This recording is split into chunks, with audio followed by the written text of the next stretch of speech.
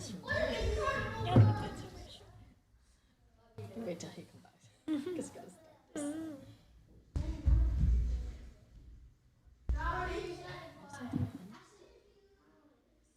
Please show the Is that showing?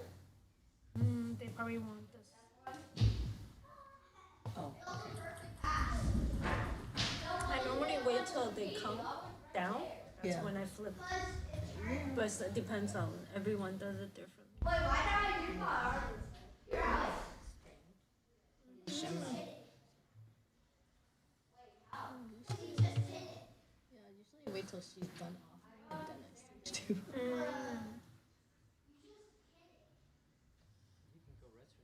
Okay, good, thank you. Substitute for you.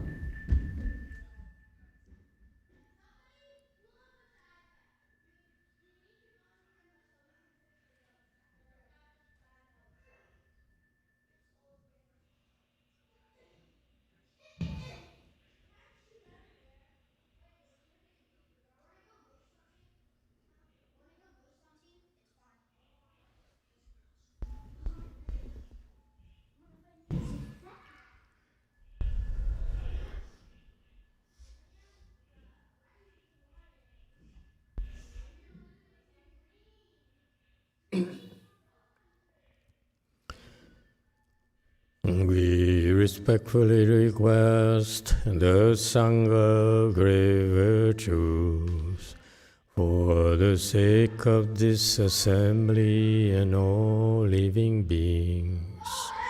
Please turn the wonderful Dharma wheel to teach and guide us out to end birth and death, leave suffering and attain bliss, and quickly realize non-birth.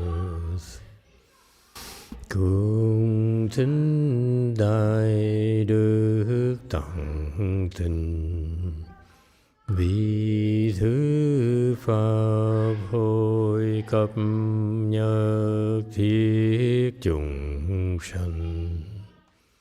Thịnh chuyên diệu pháp luân giao đạo ngã mùng, như há liều sanh thoát từ ly khổ đắc lạc, tất chứng vô sanh. Homage to the Blessed, Noble, and Perfectly Enlightened One. Nam mô Sa Đan Tô Si Chế Đô Ye Ơ La Hơ Đi San Miao San Pu Tô Xie.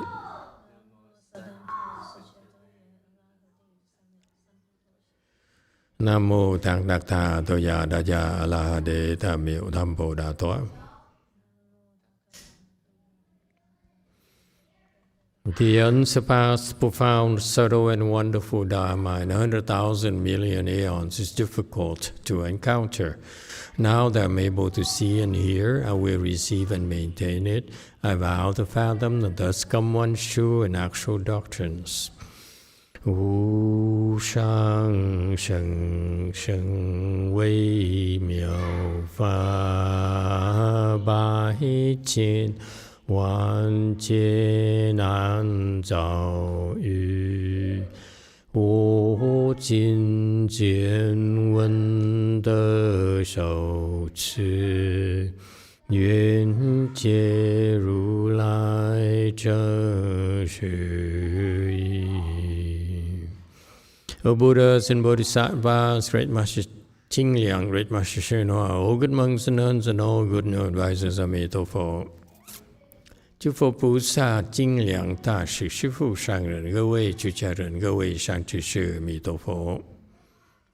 chư Phật Bồ Tát, kính thưa Thanh Lương Đại sư Thượng Thiên Hóa, quý thầy cô và quý vị thiện sư thức cả nhà đạo Phật. All right, hello everyone. Today is the 2nd of November 2025. We just finished trick-or-treating the past few days, so glad to see you here on this Sunday at DTT. And thank you for joining us. Okay, we are in the section that describes the dragon kings, the dragon celestial kings. These are the rulers of the heavens that's right above us, about that level of the 4 heavenly kings. And so these dragon rulers are celestial beings who rule over all the dragons, and we're describing what is it they do, or what they did to become enlightened, and what they are doing now. Okay, let's jump right into it. 247. Dragon King, blazing eyes. 焰眼龙王 Gain a passage into liberation of learning how the thus come one's kind sympathy dispels covering and fetters for all sentient beings, hatred and delusion. 得一切众生嗔痴盖缠，如来慈悯，令除灭解脱门。 Okay, so this dragon king, blazing eyes. His eyes are like, when you look into his eyes, the eyes look like they're on fire. And that's why they call blazing eyes. And so it's very fierce. Dragons, very fierce animals, and Dragon King, blazing eyes, even more fierce, because it's very scary when looking into his eyes. Okay, lots of anger there. Okay, very frightening. What did he do? He became enlightened by dispelling kindness and pity. By his kindness, and by practicing kindness and sympathy and pity for living beings, he's able to help them undo the coverings and fetters that arise from their anger and their delusions. Okay, the point here is that what you should be careful of in your lives are fetters and coverings. Okay, the fetters and coverings are the things that prevent you from seeing clearly. Seeing, the covering meaning you have limited access to light, and you can't really see that well. It's kind of blurry. And fetters are the restraints that prevent you from moving freely. Okay, so you are not in control of yourself. You're restrained. Okay, and how do these restraints and these coverings come about? They come about from our hatred, our intense anger, and our delusions. Okay? For example, if you're angry at someone, how does it become delusions? How does it become fetters and coverings?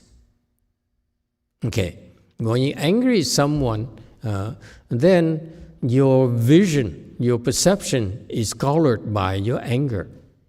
Okay, everything that you see, you look at, will be colored by your anger, and everything that you see will stoke your anger. All right, so that's right there is the fetters.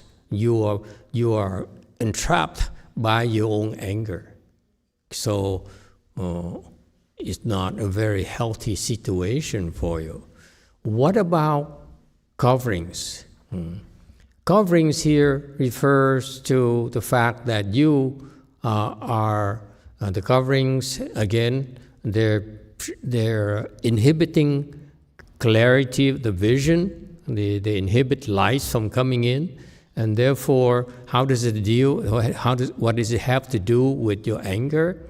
Your anger, what your anger does, it colors all your perception, all your judgment. Okay, and because of that, you do not see clearly. Okay. As far as delusion, delusion is really the lack of clarity, lack of understanding, or stupidity, if you will. And of course, if you're stupid, then you cannot see clearly, you don't get it. And and furthermore, if you have many delusions, then you have a lot of fetters. You allow yourself to be entrapped, to be prisoner to your delusions. All right? And this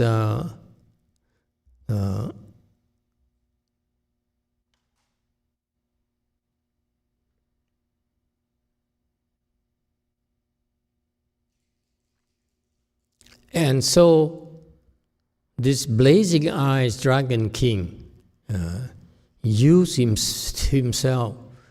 experience great anger and great delusions. And that's why he has affinity to this Dharma door. And he found out from his own experience that when he experienced great anger and much delusions, then he encountered the Buddha's kindness and pity. And that's what enabled him to get out from under the confusion, the traps. Okay, and so he's practicing. So when it's turn to be a leader, to be a king, to be helping others, living beings, then he specialized in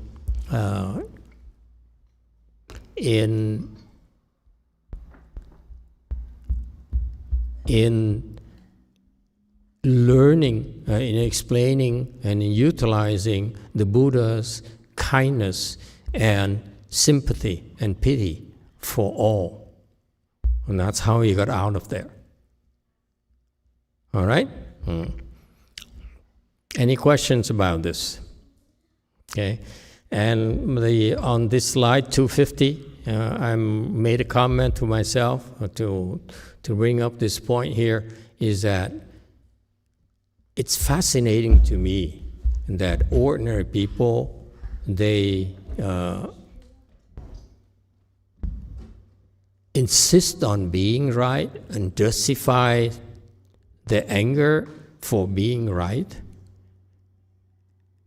And they don't realize when they get angry, then they simply have coverings and fetters. They're only hurting themselves. So from being right because someone else is wrong, being indignant, being righteous about it, then you allow yourself to judge others and to criticize others and to feel you better than others. And I find it so fascinating that in our assembly, there's so many people who are still like that. Even though they've been certified to have wisdom, they still fall into this trap of feeling justified being angry when someone else is wrong. Questions and comments? That I find fascinating. When you point out to them, they will not listen. Point out to them, why are you angry? Don't you realize that when you're angry when someone is wrong, you may be right, you may be justified, but all you're doing is making someone else wrong, being wrong, turn it into your being stupid. The only wrong, you're being stupid for getting angry at them. Okay, I will not bother you with questions. Next, 251. Dragon King Banner of Clouds, gain a passage into liberation of, revealing to all sentient beings a sea of great happiness, bliss, and blessings. 云床龙王得开示一切众生大喜乐福德海解脱门。Okay, 252.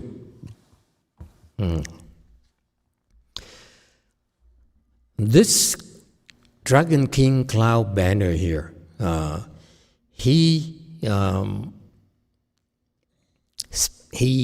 became a celestial king by revealing to all sentient beings, to all living beings, the sea of great happiness, of bliss, blessings, and virtue. What does it mean to reveal all sentient beings the sea of great happiness, bliss, blessings, and virtue? How do you do that? How do you reveal that to others, for the others to be able to take advantage of it, to appreciate it, to enjoy it?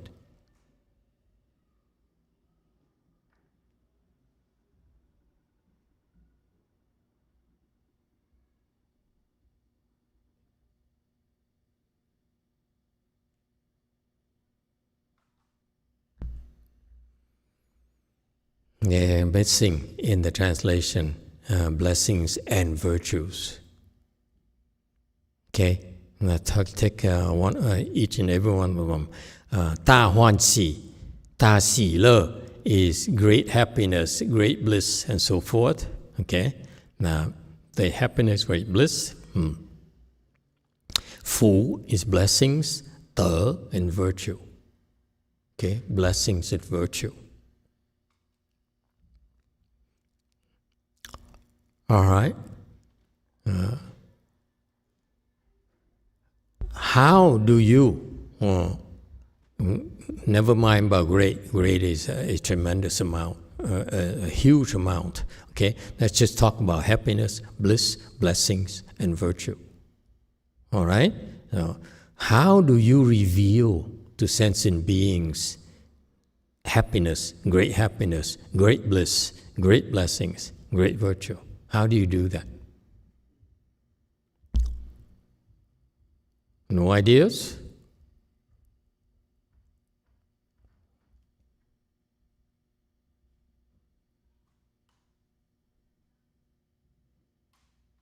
Can you talk about it? You say, oh, this, you should know great happiness. You should know great bliss. You should know blessings. You should know virtue. You should know great virtues.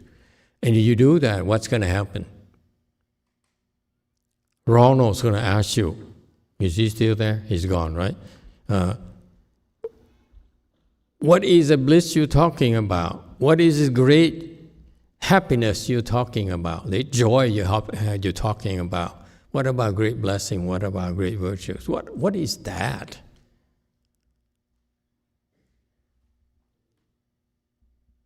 Okay?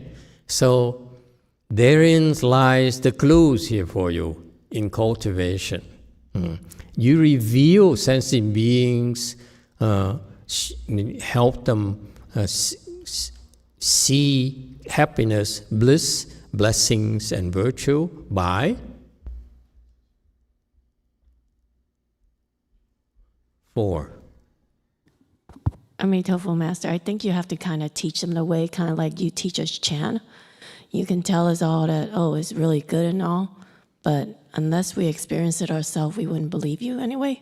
It must be experienced. There's no way to describe it. Okay?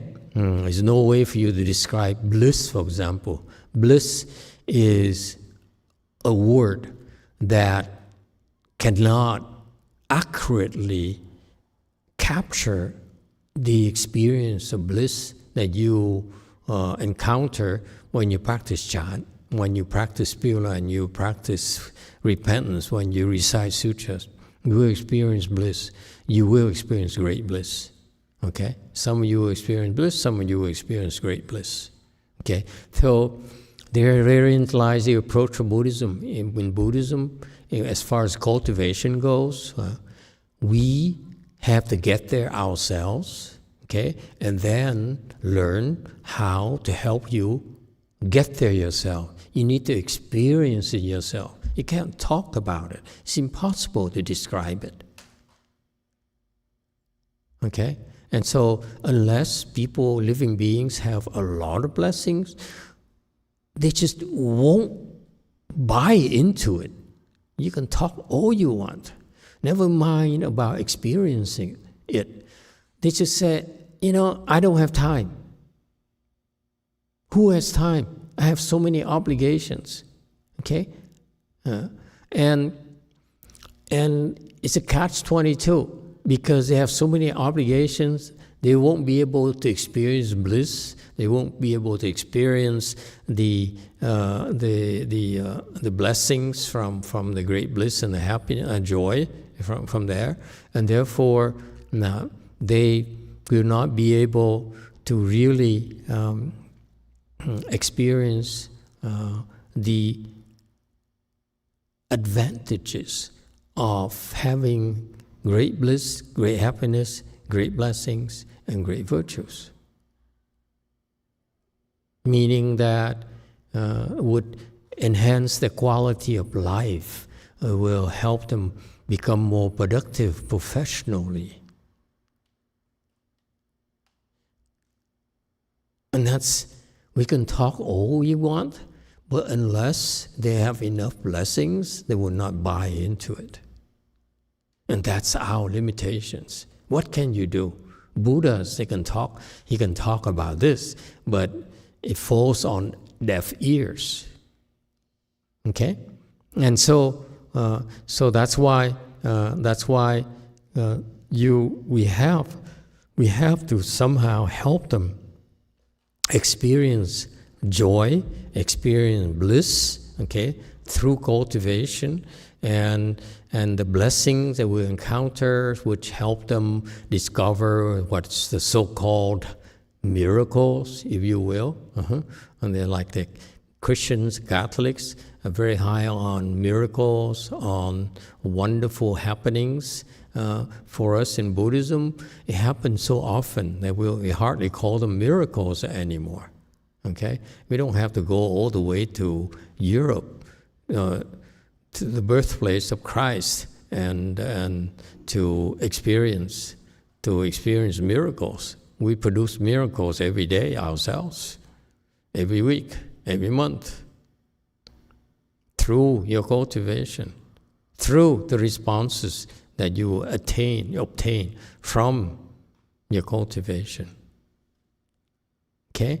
And so revealing here is basically encouraging them to do it, and once they get to do it, it becomes very, very addictive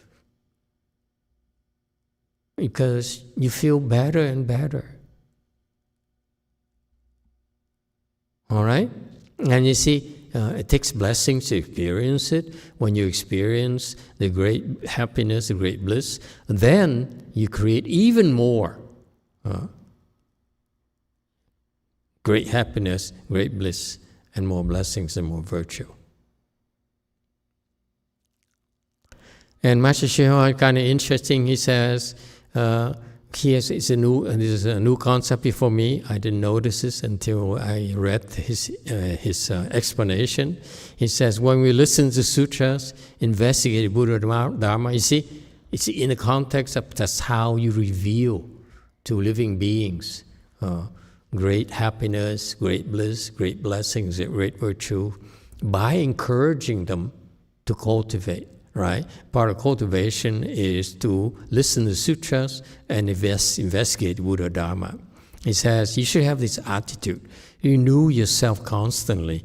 Become a new person day after day. It's so insightful. This is Mahayana.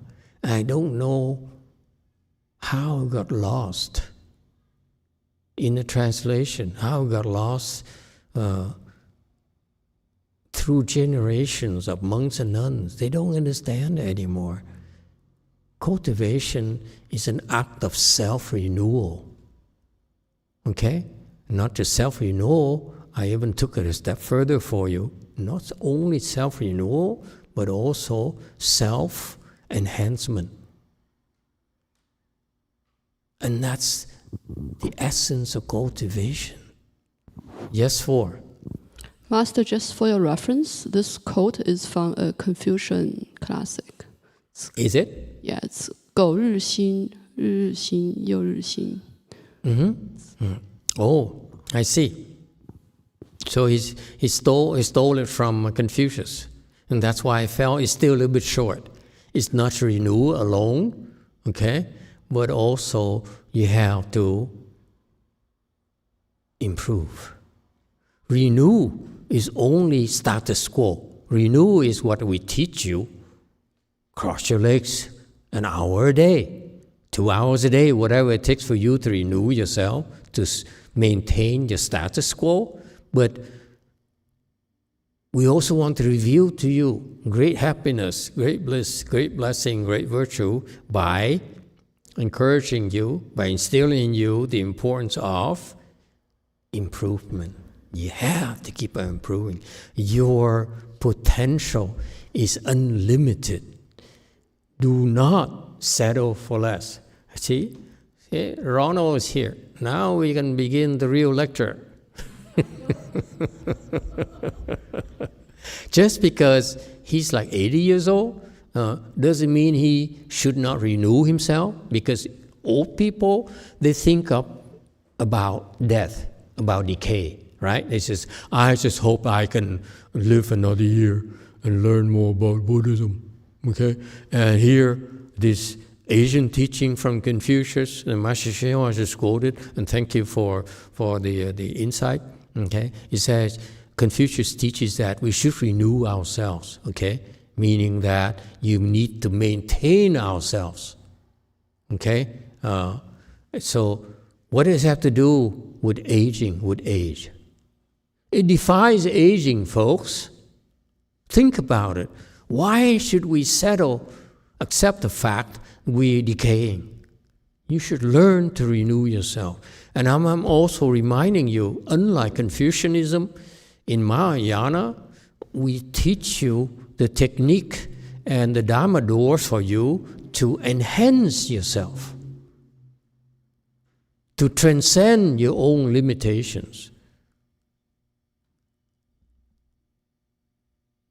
Okay? So that's why my note here is that I love this concept of renew thing. It's very, very good. And I don't know why he goes to explain it like they hear for the first time. To me, it's this is the part where I don't like. Did you read this? Everyone, can you read this? It says here that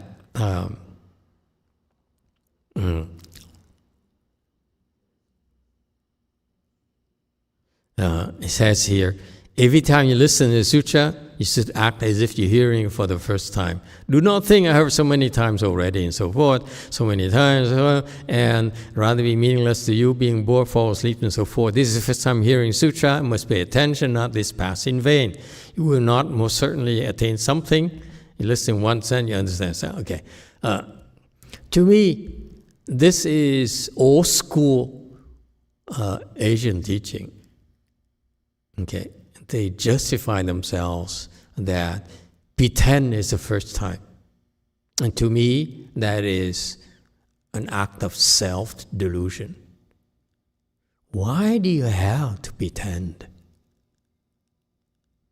What is the matter with you?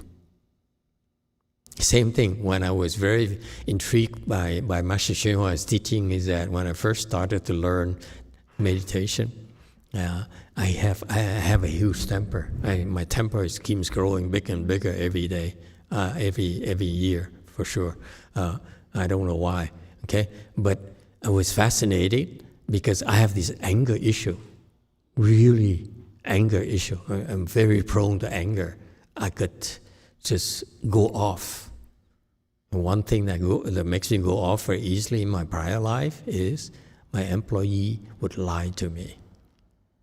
And when I'm angry, they are terrified. I'm deadly when I'm angry. Okay, I have that reputation. And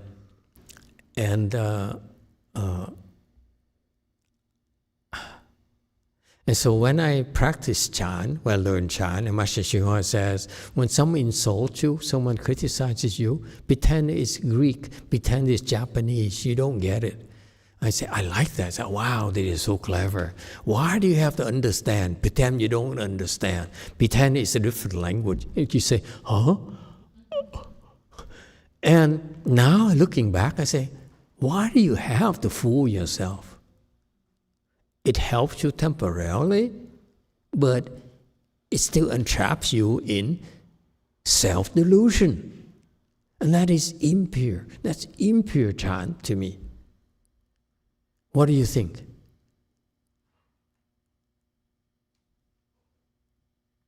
Hello, everyone. Okay? So that's why I'm against these types of, pretend that it's not. Pretend it's speaking to you in Greek. Yes, Wei Mountain. Pretend this is the first time you heard of this sutra, of this explanation. Yes, go ahead, Wei Mountain. Master, I've heard this before, like somebody else says, somebody insults you, pretend they're speaking Chinese or whatever. But for me, it's a lie because I can't pretend. I can't unhear. It's like, imagine you're blind even though you're not blind. How's that possible? You and I clearly share the same soul. I have a hard time too. I really don't like it.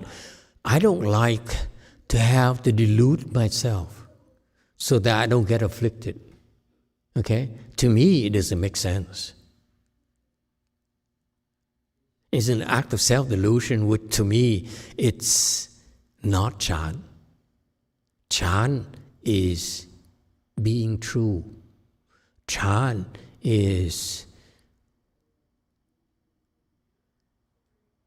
getting rid of delusion, getting rid of anger, getting rid of greed. And if, in order for you to get rid of the anger, you need to delude yourself, to me, that's impure Chan. Okay? So I agree with you, Chung. I think high marks for you. Okay? There's hope for you after all.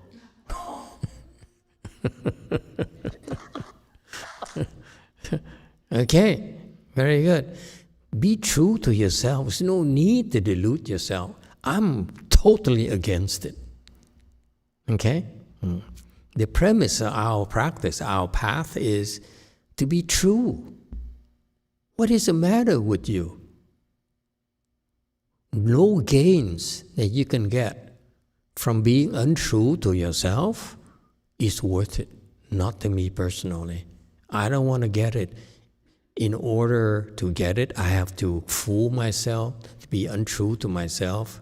I will not like myself at the end of the day.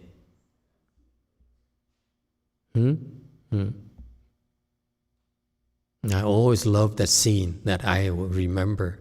It's so it's ingrained so deeply in my mind that from that movie Bullet. Anyone remember the movie Bullet? B-U-L-L-I-T-T. Bullet. Steve McQueen. Oh, it's kind of old. It's before your time. It's more like Ronald and my time. Did you see that movie?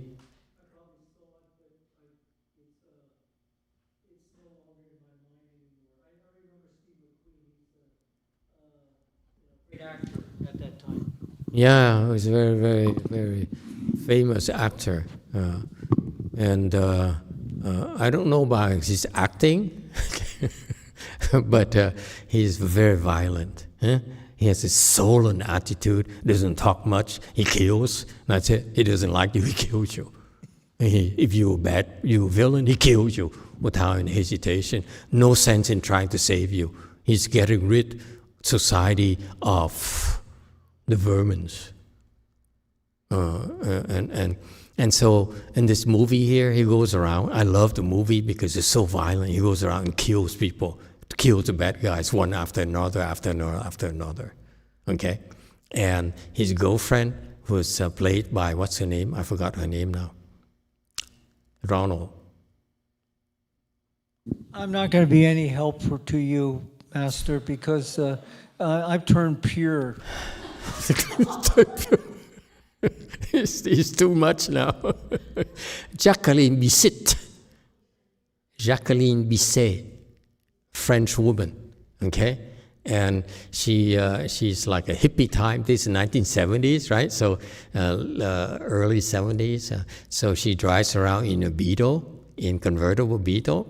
And she's kind-hearted, maybe some sort of teacher or something. And anyone knows Jacqueline Bisset? Bisset? Never mind. Yeah. Yes, sir. Of course, Ron knows. No, Master, but that's all I know. That's all you know. That's all you need to know. And so she's a very gentle soul, like some sort of teacher, maybe. Okay, and totally non-violent. And she dates this cop who's very violent. He goes around and kills everyone who gets in his way or try to hurt him. And so in the end, he was so violent, he killed so many people that she got fed up with him. She left. She ran away. Okay, and she dropped him. And so at the end of the movie, after he killed all the bad guys and saved San Francisco, and this is why we still have San Francisco today, he went home, okay? He got into his apartment. And the first thing he did is, after he put down his keys, okay? I think June is looking at the movie now. It's a great movie, let me tell you. This is 1968? Oh, wow, that's so late. Before you were even born. Ronald is us now, old-timers. And he got into his apartment, okay? And of course, it's vacant because his girlfriend left him already. And he dropped down his keys on the table there, went into the bathroom, washed his hands. It's very symbolic. He washed his hands, okay? First thing he did to go home is wash his hand, not take a can of beer, or turn on the TV. No, he went to the bathroom, wash his hands with soap, okay? And then look himself in the mirror, and the movie ends. He looked at himself in the mirror and said, hello, killer. His truth, is I am a killer. You don't like me? Tough luck.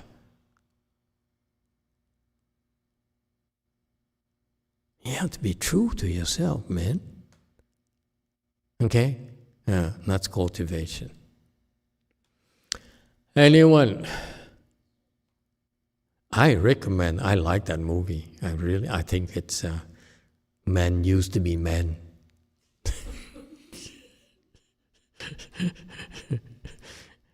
Yes, Wei Mao. Jung, go ahead. You know about the movie, don't you? I know of it. I haven't seen it for some reason. That's just one of the classics I haven't watched. Some reason Steve McQueen never struck me as that cool. He was just kind of like, he was cool, but Cary Grant's more cool. Humphrey Bogart's way more cool than him. True. But Steve McQueen is much more violent than Red Butler, than Humphrey Bogart, than, all those other Humphrey actors. Bogart had a class to his violence. Yeah, it's true. Humphrey Bogart, yes, the guy has class, that's true, okay? But Steve McQueen is rawness, okay? We're talking about masculinity, a real man. I guess I aspire for class with my violence. No, I agree with you. Bogart is one of my favorite actors. Short but classy. Yes, okay. Oh, wait, that was my comment. Yeah. Thank you for your comments. No, that was not my comment. Not your comments. Okay. Yeah. So you said, be yourself. Be yourself. Absolutely. Okay. But that can't be the full recipe, because if you're a killer, that's not good. If you're a terrible human being. No. He kills the bad guys. He hates bad guys with so much passion. He says, I'm justified in killing evil. But is that good? No, in Buddhism perspective, it's not good to kill for any reason, okay? But the point is that, my point I'm trying to make is that before you get to transcend it, you need to be true to yourself first. I can't help you. In other words, I cannot help you until I help you face yourself, who you really are. If you don't know who you really are, you cannot get rid of it. Master, can I follow up? How can you tell who you really are? Like we're talking about Steve McQueen, okay? Steve McQueen is a violent person. He says, I'm violent. Don't pretend I'm not really violent. Actually, I'm violent only to the bad guys. No, he's very violent. Not only in movies, but actually at home. He married Ally McGraw, and he used to beat her, I heard. Again, please don't sue me. You descendants of Steve McQueen, okay? I'm just using some people as examples, okay? I'm probably deluded myself. But the point is that I'm not seeking perfection, folks. I'm asking you to be yourself and look at yourself. Don't pretend that you don't know who you are. Because unless you are able to see yourself and be willing to look at who you really are, you cannot transcend it. It always hides behind something else. It's very important, folks. This is what makes you better than the Asians. The Asians are bound by these rules of Confucius and so forth. I'm telling you, you don't need to be bound. Be yourself. I'm not talking about you declaring everyone, I'm number one, I'm a great guy. No, you have to look at yourself and say, who am I really? And you need to see it yourself. Not tell people. There's a big difference. How people perceive you and what you tell people. I'm talking about the third dimension where you need to look at your true self, who you really are. I'm not talking about approval. I'm not approving the violence, okay? But you need to recognize it before you can transform it. You don't know what you're transforming. How can you possibly succeed in transforming it? Yes, Wei Mountain.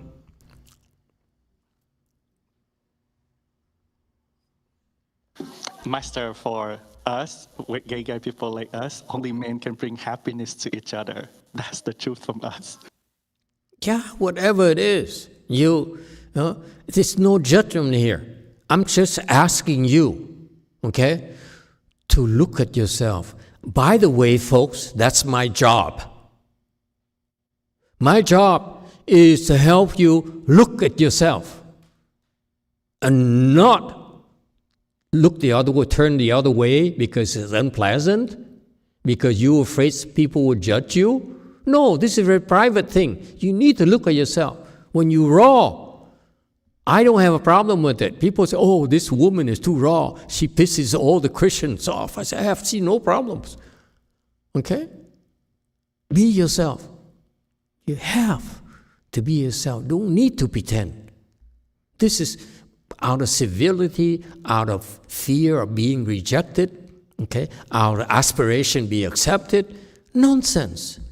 It's fine at home, it's fine at work and so forth, but when you come to the temple, be yourself. Yes, for.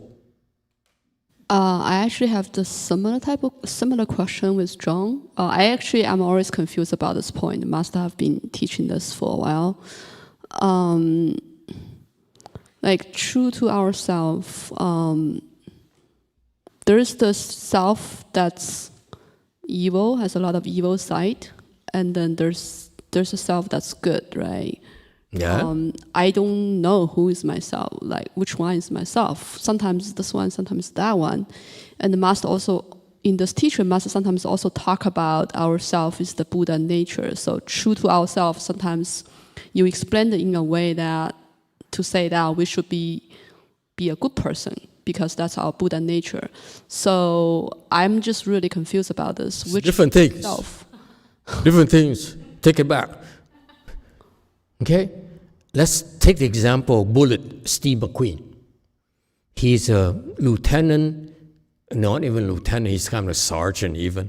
Okay, not even a sergeant, he's a sergeant, he's a killer, and he loves to kill evil people. Bad guy, he's gonna kill you. Okay? And of course, his colleagues disapprove because he doesn't talk to them, he doesn't joke around with them, he doesn't kowtow to them. It's his bosses, the lieutenant, the counselor, or the senator, or whatever, his superiors, they disapprove of him because he does not kiss behinds. Are children still here? I think they're being piped.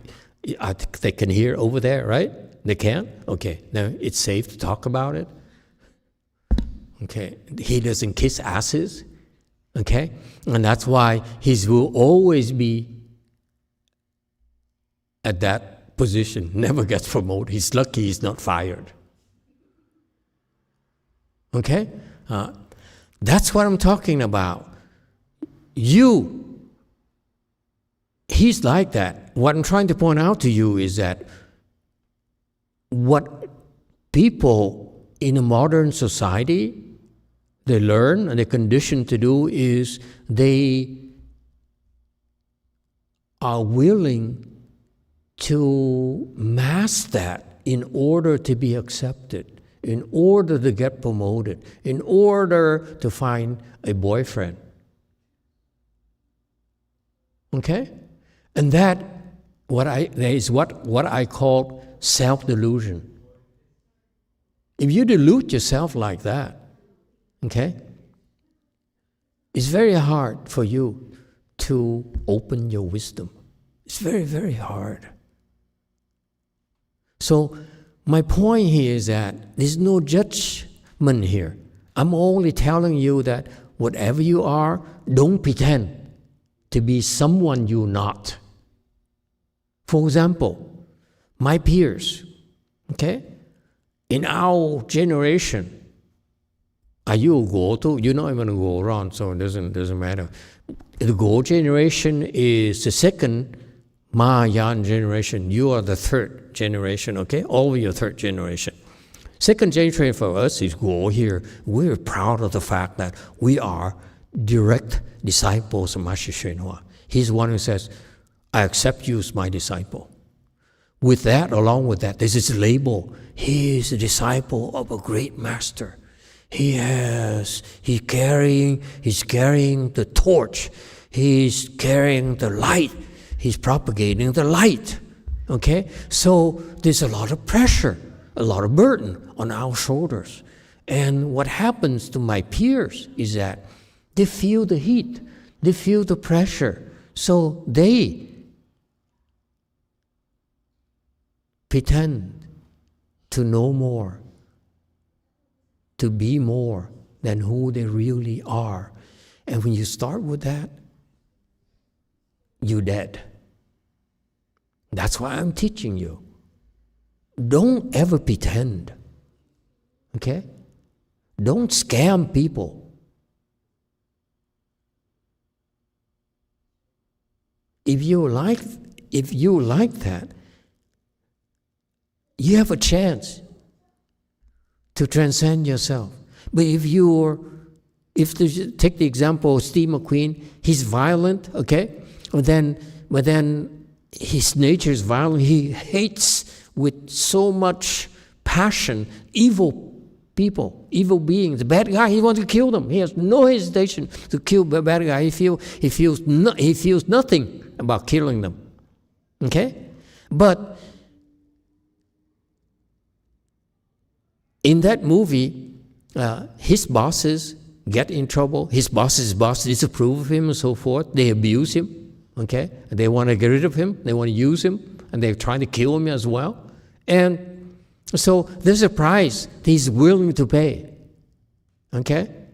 Because his nature, he said, I don't care. I'm not going to kiss up to you. That's who I am. Okay?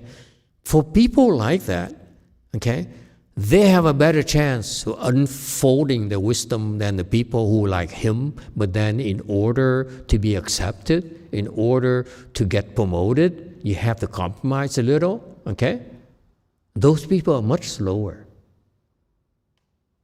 Yes, they still can improve, but we reach a point where they cannot make further headway unless they face who they really are. Because their pretenses get in the way of further progress. If you know that already, then be real for now. Why? Why handicap yourself that way? Yes, 3. Master, if I link this to your teaching yesterday of enduring the affliction and suffering, my understanding, please correct me if I'm wrong, that let's say I'm super arrogant. First of all, I don't disguise it and pretend I'm a super nice and chill person. I face it. I am arrogant. I can leave it there and just be the arrogant person I am, or I can, one step further is, I endure it and try to endure my arrogance. I'm still facing it. I'm not hiding, but I'm enduring it. It's different from disguising and pretending. How do you endure arrogance? It's more like indulging in self-arrogance. You don't endure your own arrogance. You indulge in your arrogance. I try not to indulge in my arrogance. Ikaka is what I mean by endure. I know you don't mean to, but it sounds like you're playing with words. Arrogance, you don't endure your arrogance. You indulge in arrogance because you choose to be that way. There's no endurance.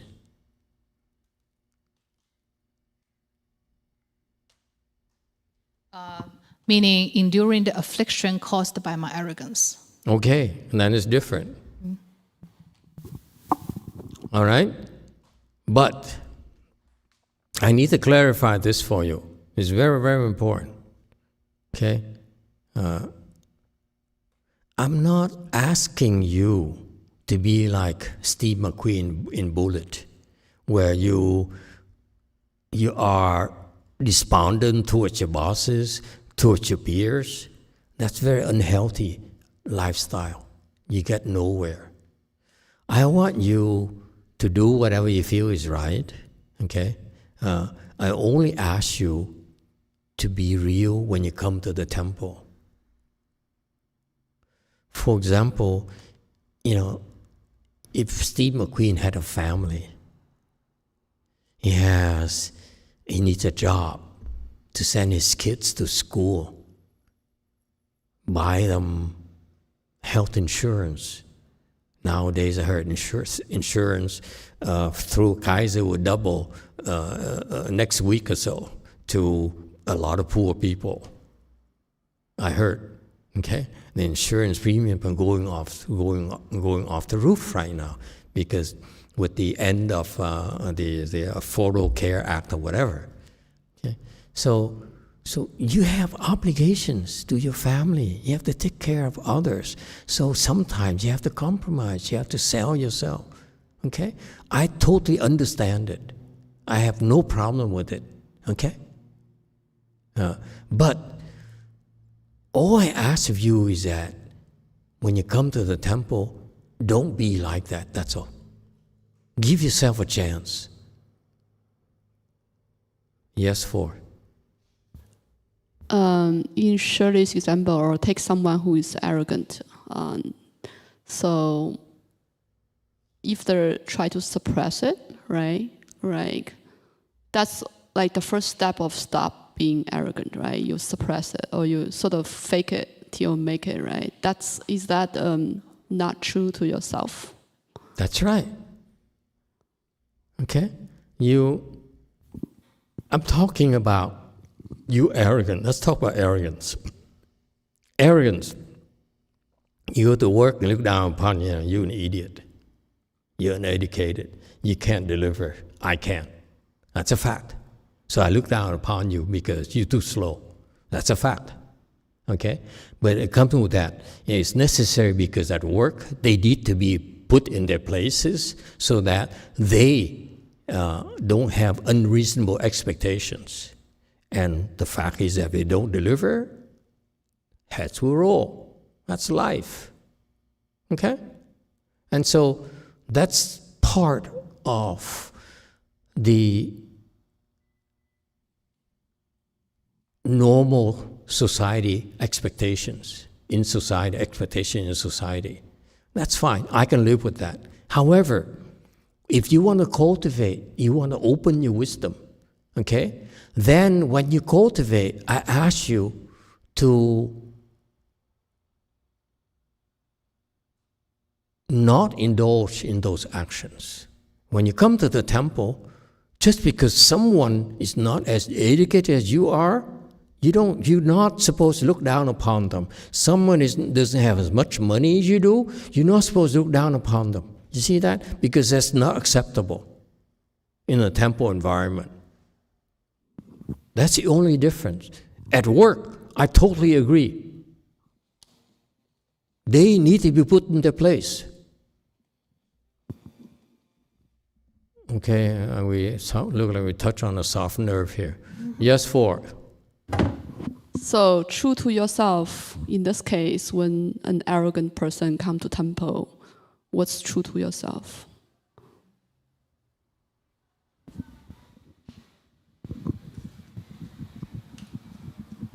To be arrogant.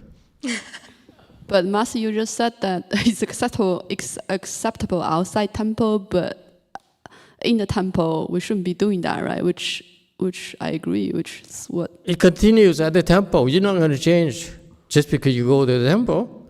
Be yourself. You're arrogant. Don't pretend, I'm at the temple, I'm not arrogant. We're all the same. We're all disciples of the Buddha. We're all disciples of Master. No, you're arrogant. You say, you are stupid.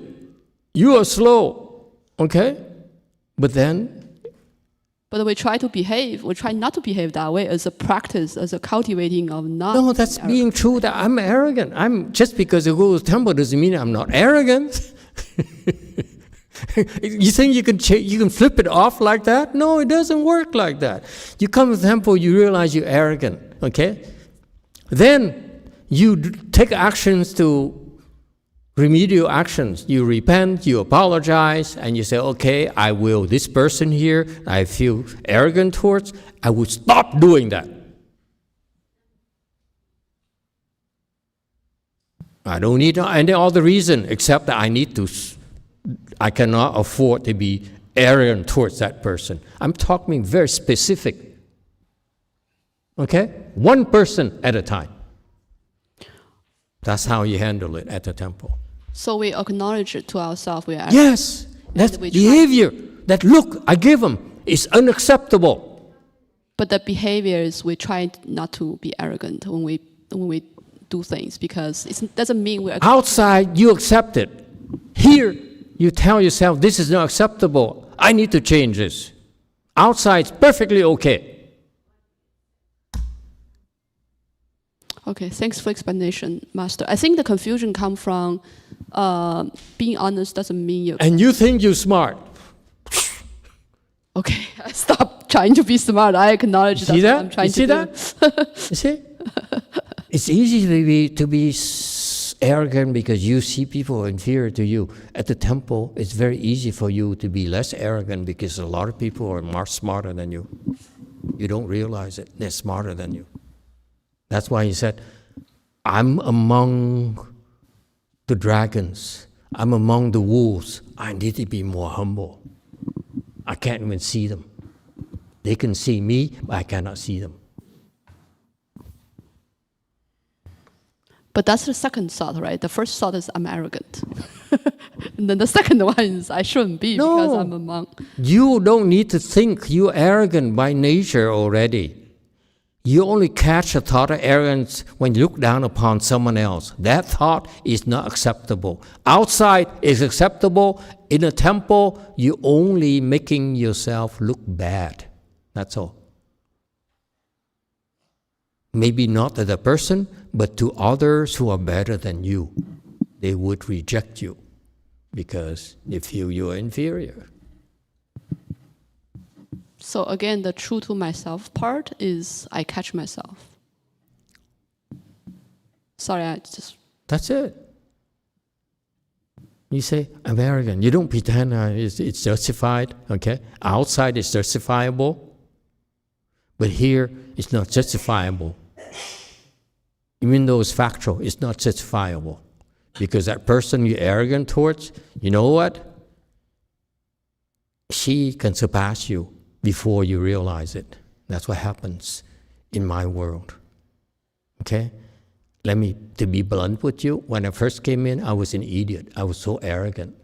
I look at them and say, you're uneducated. You really have no culture. You really don't know anything. You only know the temple. And you tell me what to do, and what you tell me to do is totally idiotic. And what I didn't realize is that I was the idiot, not them. Okay? Too arrogant. I only saw their faults. I didn't see their strengths. That's what happened to arrogant people. Out there, you justify because you need to deliver. Okay? It's a different world, there are different criteria. Inside the temple, you don't need to deliver anything.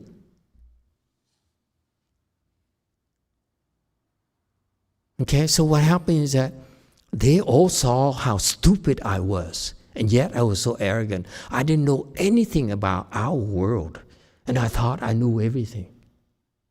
Okay, so I said, this guy is hopeless. Not worth it. And you know what? That's how they saw me. And when I practice, next, lo and behold, they look at me and say, they can't see me anymore. Okay? So they still look down upon me as an idiot in our world. They're victims of their own arrogance.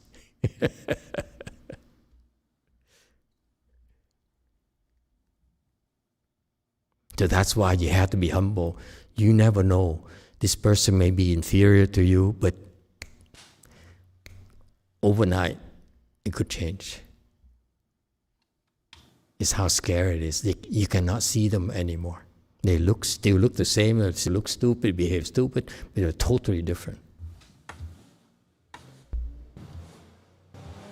Yes, 3.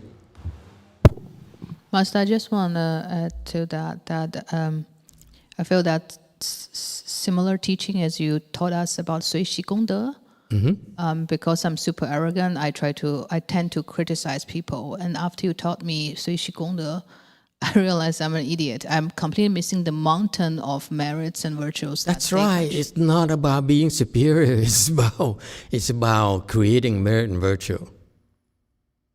Feeling superior does not create any merit and virtue at all. You're getting nowhere. You're stomping in place. You're marching in place. You're getting nowhere at all. But those who are creating merit and virtue are the ones who will transcend their limitations.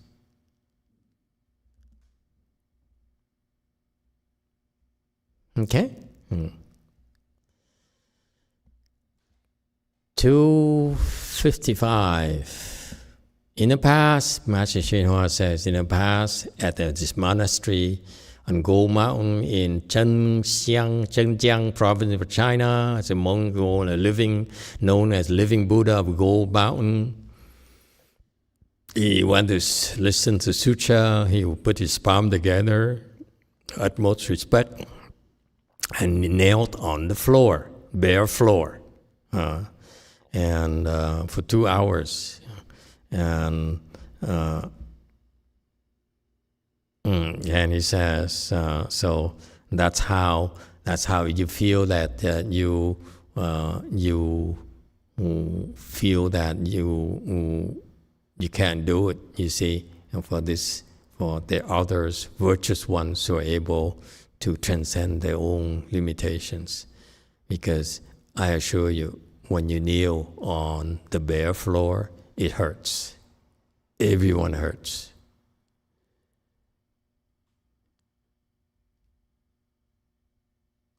Okay? Everyone. Not including this monk here. But what did he learn to do? He learned to endure it. Okay?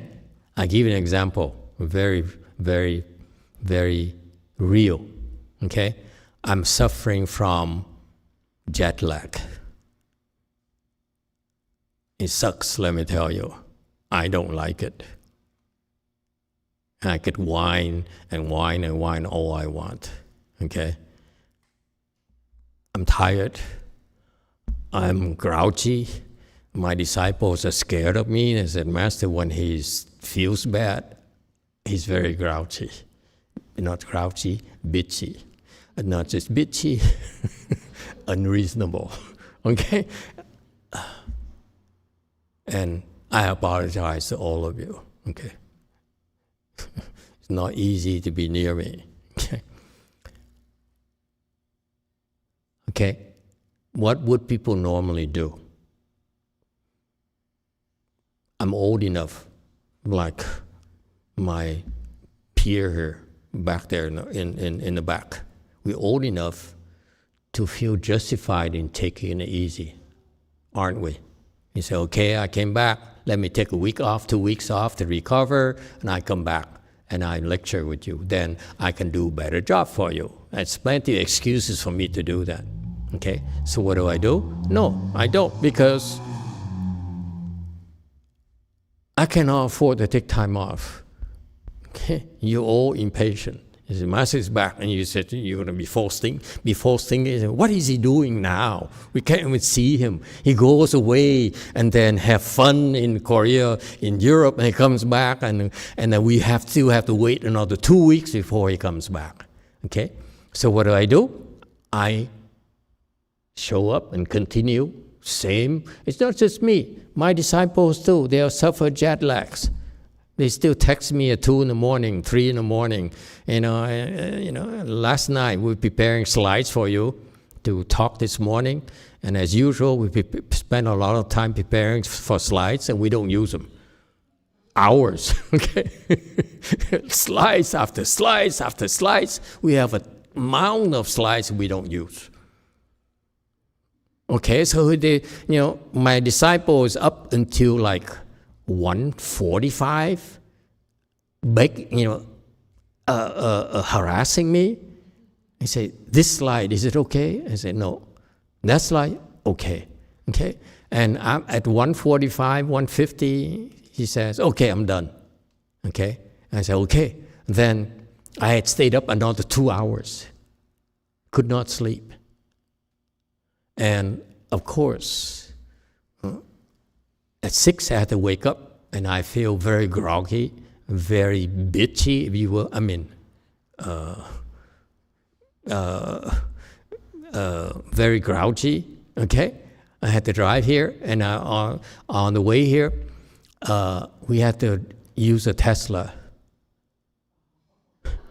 because the NX is parked here, okay? So I had to use Tesla, XW's Tesla, not my Tesla. I would never have a Tesla, let me tell you.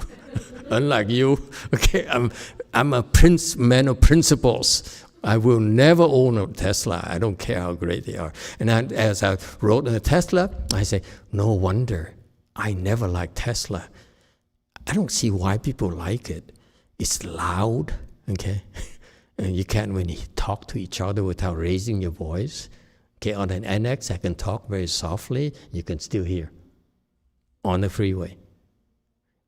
On the Tesla, that XW's Sangwook's Tesla is so loud that I have to raise my voice, okay? And I said, I read a long time ago a comment from a Tesla owner who says, this has good acceleration, it has great handling, and it's pretty incredible of a car. I said, wow, this is a piece of crap. It came out so naturally for me. I was grouchy, was complaining, was bitchy the whole time. And my disciple has to bear it, okay? And I realized, oh wow, these poor women, how much they must suffer. No one dares be near me. Okay, they all run away from me. Okay? And so when you struggling, you grouchy. I'm grouchy when I'm struggling. Okay? And so I said, maybe I'm better off like taking a week or two off, go to the Bahamas, okay, or something, okay, check into a resort in Santa Cruz or something. Okay, my point here is that I'm grouchy, okay, I'm very, very unhappy, okay, but as soon lecture time comes, do I look grouchy? I look normal, don't I? You can transcend your own limitations when there's work to do.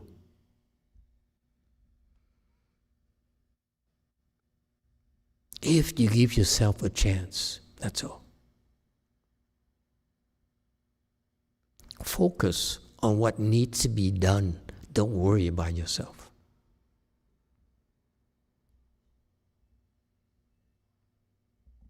But then, I promise you, in another 15 minutes, I'll be back to myself, my natural self, my true self. This is a facade that's not real.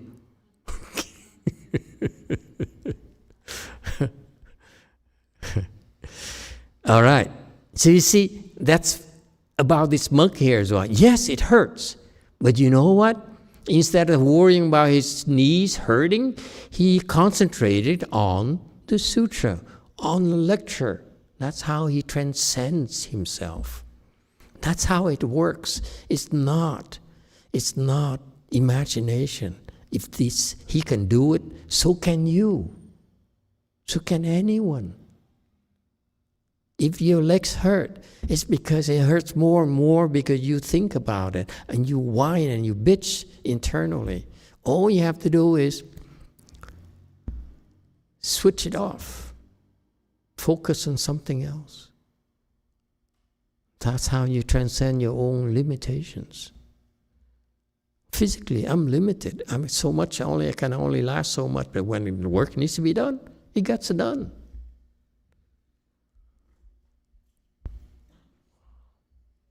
Okay.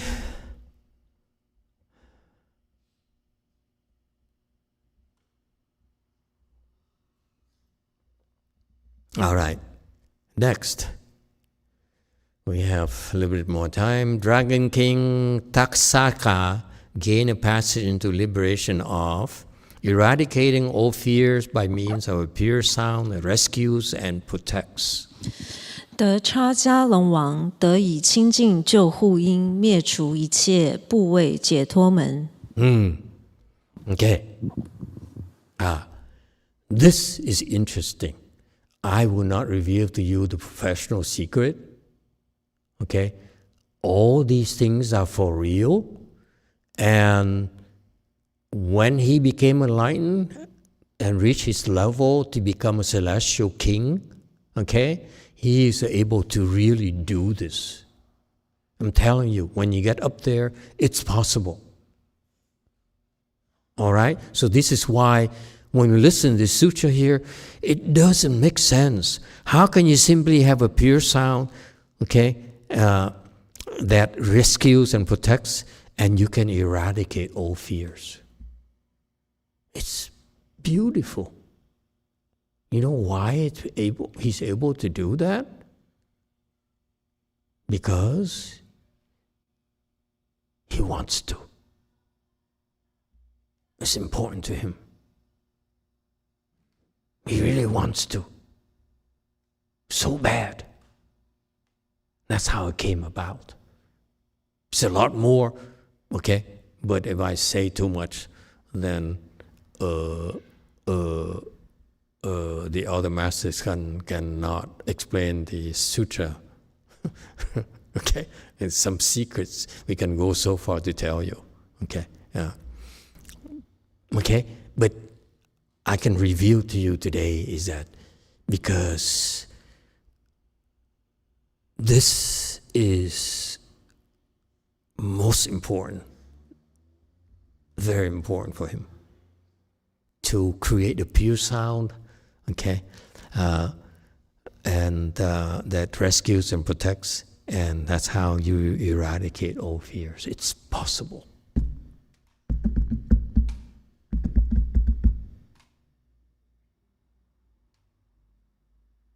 Okay, so this is his state. It's beautiful.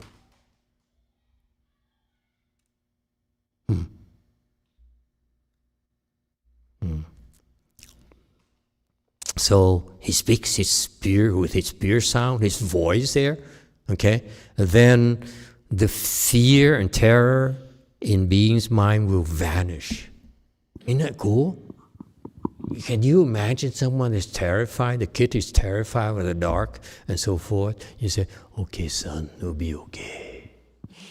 And all of a sudden, oh, I have no more fear. Yes, for. Master, what's a pure sound? Yeah, that's why I don't want to reveal to you. Okay, because I say I have a big mouth. The more I talk, the more people would not believe, or other people will not believe, and some will imitate as if they pretend to know what they're talking about. Okay, even Master Shua did not even explain. That's my point.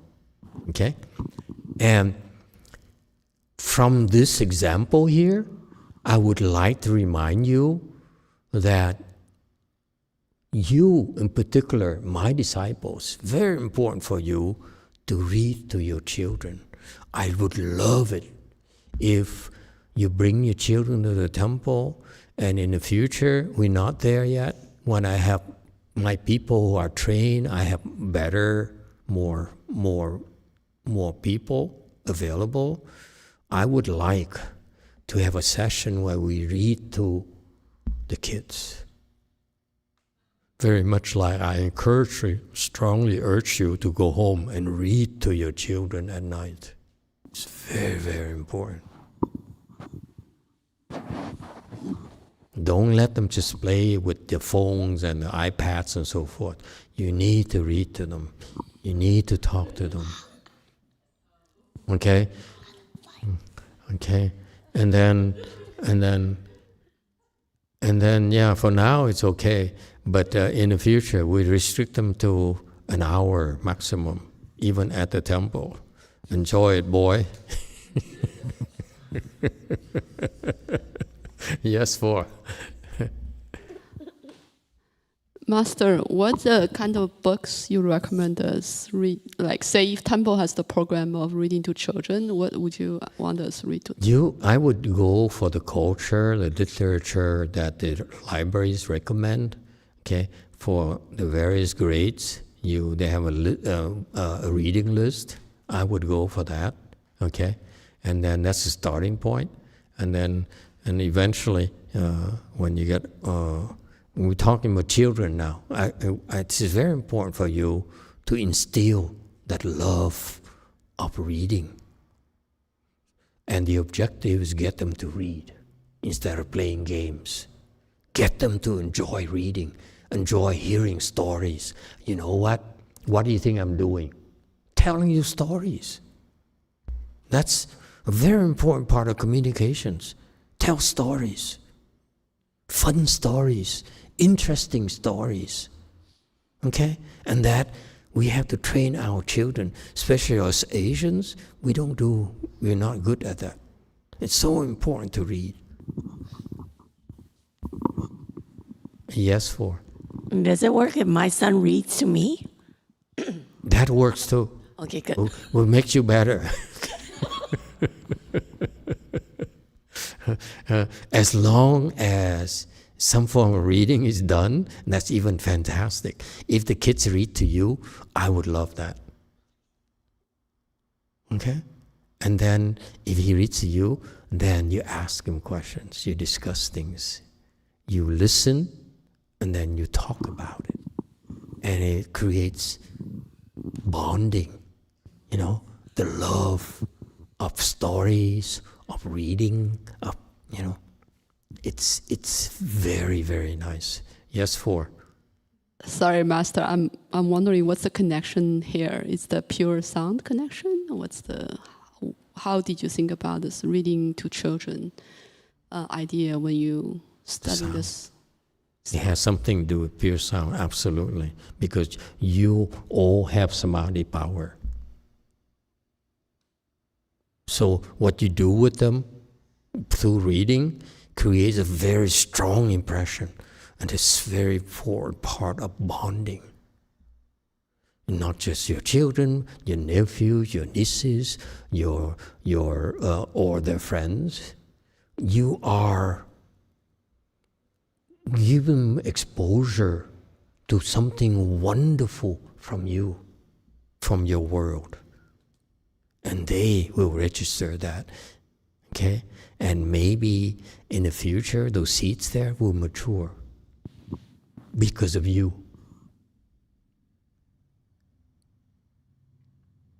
Don't be greedy. We just plant the seeds. Don't worry. When they mature, they mature. When they mature, we don't worry about it. We just plant seeds. Keep on planting seeds. That's all.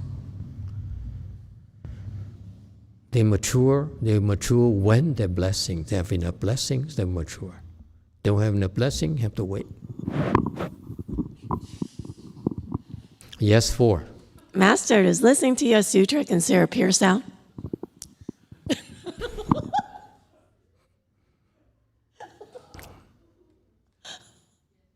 I have to say, definitely, yes.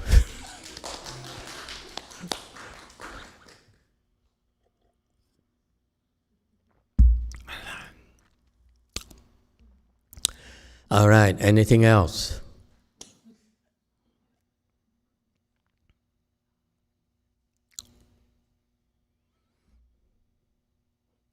Okay, one more. Let's do one more slide.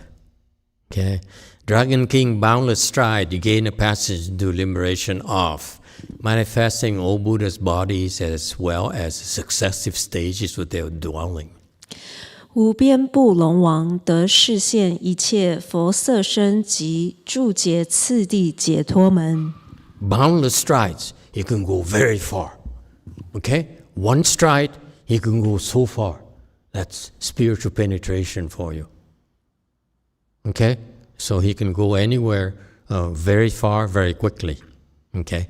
And that's Shenzu, the spiritual foot, if you will. Okay. And what does he do? How did he become enlightened? Got his position here.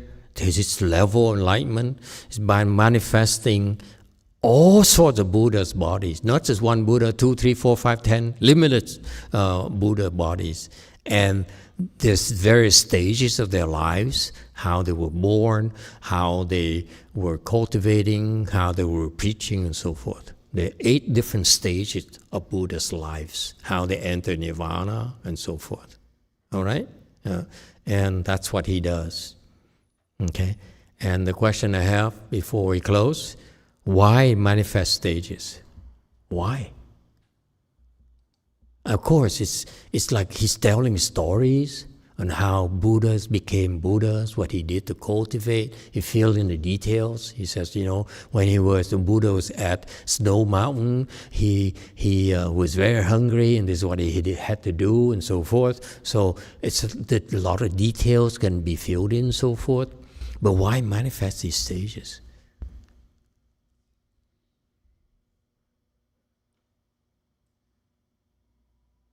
That's how you show people you want to teach how great men became great.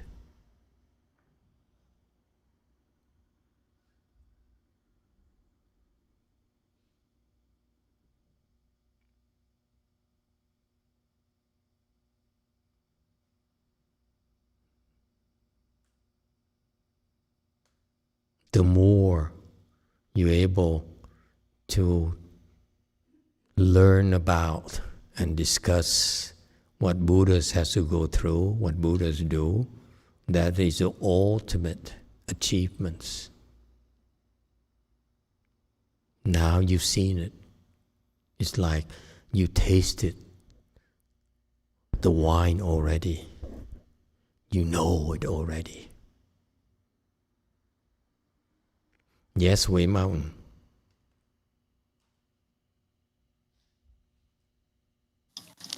Hello, Master. I just wanted to share that we read to Malaya every night, and then we also have her meditate and chant Guan Yin 10 minutes, like you mentioned.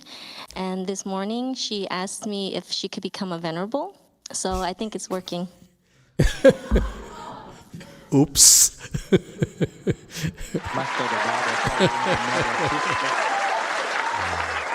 Wow. You know why it happens? Can I share with you why? A lot of children, it happened to a lot of children because they are so happy. When you read sutras, when you recite mantra, you recite Wan Yin's name, they feel so much happier than anything else. That's why kids wanted to shave their heads. People explain, because in prior life they've practiced and so forth.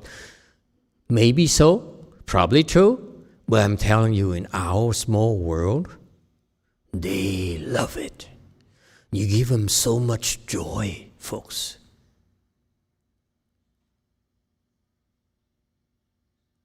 Okay? Thank you for sharing with us. Congratulations. I accept. When she's old enough. Thank you, Master. But she'll change her mind, I'm pretty sure.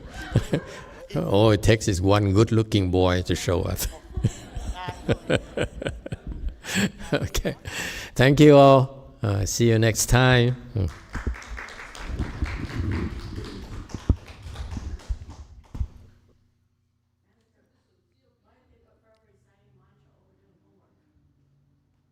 Really?